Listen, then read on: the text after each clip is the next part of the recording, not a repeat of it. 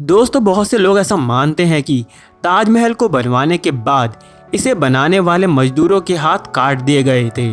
पर क्या ये बात सच है या फिर झूठ? दोस्तों आप सभी जानते हैं कि ताजमहल प्यार की वो निशानी है जिसकी सारी दुनिया दीवानी है। मुमताज़ की याद में शाहजहां द्वारा बनवाई गई ये शानदार इमारत दुनिया के 7 अजूबों में गिनी जाती है। तो दोस्तों आज हम बात करेंगे ताजमहल के अनसुने रहस्यों के बारे में। तो अगर आप जानना चाहते हैं तो इस वीडियो को लास्ट तक जरूर देखिए।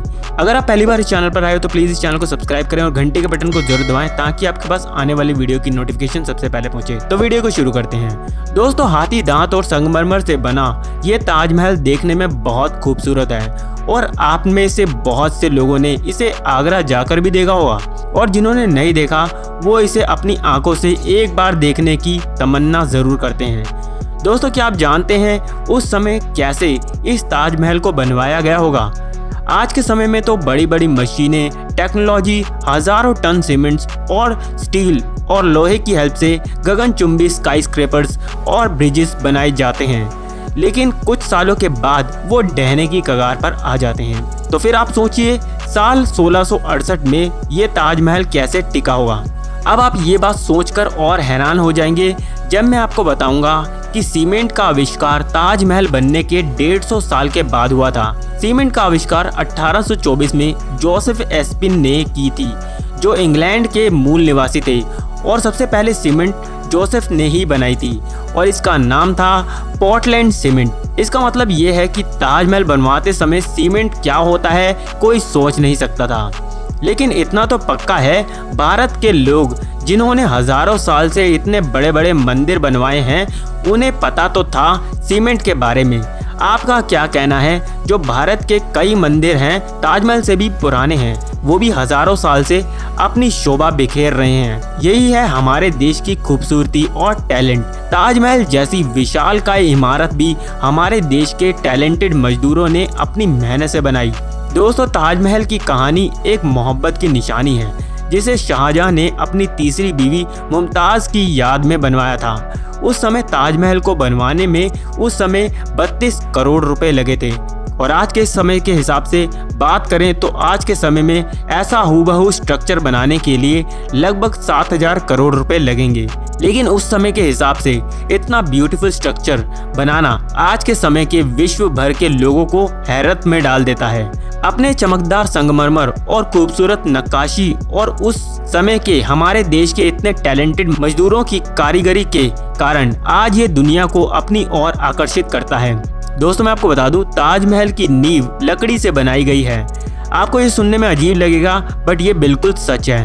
350 सालों से ये लकड़ियां ही ताजमहल का भार उठाए हुए हैं। दोस्तों अब आप और हैरान हो जाएंगे जब मैं आपको बताऊंगा कि ये लकड़ी की मजबूती और ताजमहल के 350 साल तक खड़े रहने की सबसे इम्पोर्टेंट वजह इस लकड़ी की है और साथ ही साथ ताजमहल के साथ से बहने वाली यमुना नदी की। दोस्तों जिस तरह मुमताज़ और शाहजहां एक दूसरे के साथ पूरे होते हैं उसी तरह महल और यमुना एक दूसरे के साथ जुड़े हुए हैं। दोस्तों ताजमहल यमुना की सुंदरता को नहीं बढ़ाता, जैसा कि मैंने आपको बताया बिना यमुना नदी के ताजमहल का कोई अस्तित्व नहीं है और वो गिर सकता है, क्योंकि ये सारी बात ताजमहल के नीचे लगी लकड़ी की है जो कि आबनूस और महोगनी की लकड़ियों के पिलर्स लगे हुए हैं और इन्हें यमुना के पानी से नमी मिलती रहती है। दोस्तों ये लकड़ी बिल्कुल पत्थर की तरह होती है और ये पानी में नहीं तैरती बल्कि डूब जाती है। दोस्तों इस लकड़ी की खास बात ये भी है कि इस लकड़ी पर कभी भी दीमक नहीं लगती। इसके अलावा इस लकड़ी में 30% या उससे ज्यादा नमी बनी रहे तो ये कभी भी खराब नहीं होती। ताजमहल की नींव में इसी वजह से इस लकड़ी का चुनाव किया गया था। यमुना नदी से इन लकड़ियों को पानी मिलता रहता है और ये लकड़ियां उसी मजबूती के साथ आज भी खड़ी हुई हैं। लेकिन दोस्तों यमुना नदी जिस हिसाब से सूख रही है, वैज्ञानिकों का मानना है कि जिस दिन इन लकड़ियों में 20% से कम नमी रह जाएगी उस दिन ताजमहल डगमगाने लगेगा। दोस्तों ये थी ताजमहल की नींव की और मजबूती की बात। चलिए बात करते हैं इस खूबसूरत इमारत ताजमहल की।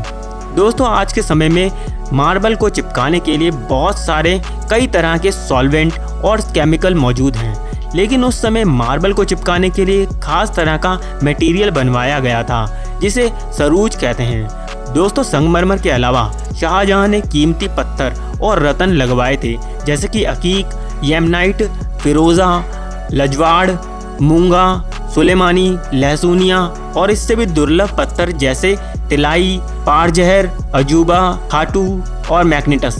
ताजमहल इतना मजबूत है कि भूकंप, बारिश, बिजली, धूप और सर्दी, इसके अलावा धूल मिट्टी जैसे चीज़ों को आंख बंद करके सह जाता है। ताजमहल इतना मजबूत है कि इसे भूकंप भी नहीं गिरा पाते हैं। ये साइंटिफिक तरीके से भी देखा जा चुका है। दोस्तों जब आप ताजमहल को देखते हैं तो आप ये नोटिस करेंगे कि ताजमहल की सारी इमारतें एक साइज की नहीं बनवाई गई, बल्कि बाहरी झुकाव के साथ खड़ी की गई हैं। इसका मतलब ये है कि अगर कभी कोई भूकंप तेज हो तो ये साइड की इमारतें बाहर की तरफ गिरें और बीच के ताजमहल सुरक्षित खड़ा रहे। ये ताजमहल खाली प्यार की निशानी नहीं है, लेकिन उस समय के हिंदुस्तानी टैलेंटेड मजदूरों की मेहनत और कारीगरी का एक अद्भुत अजूबा है, जिसे दुनिया के 7 अजूबों में जगह मिलती है। तो दोस्तों अगर आपको ये वीडियो अच्छी लगी तो प्लीज़ वीडियो को लाइक और शेयर ज़रूर करें, और ऐसी ही इंटरेस्टिंग वीडियो देखने के लिए हमारे चैनल को सब्सक्राइब करें और घंटे के बटन को ज़रूर दबाएं, ताकि आपके पास आने वाली वीडियोज़ की नोटिफिकेशन सबसे पहले पहुंचे। तो मिलता हूँ अगली वीडियो में।